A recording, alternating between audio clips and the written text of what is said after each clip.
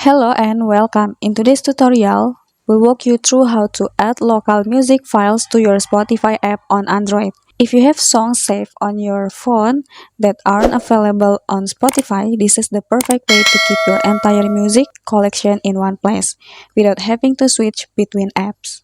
So let's get started. First, open the Spotify app on your Android phone.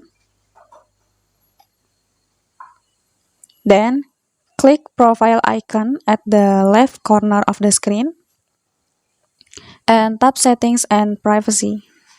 Tap on apps and devices, then scroll down to find the sections called local device visibility and local audio files.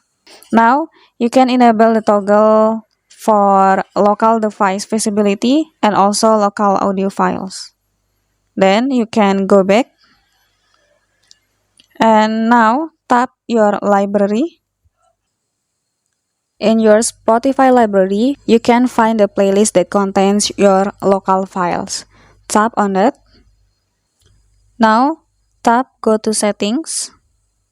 Then you can go back again. And now all the music on your device is added to Spotify. You can listen music collection in one place. And that's it. Now you know how to add local files to Spotify and play them on your Android phone. It's a great way to centralize all your music in one app.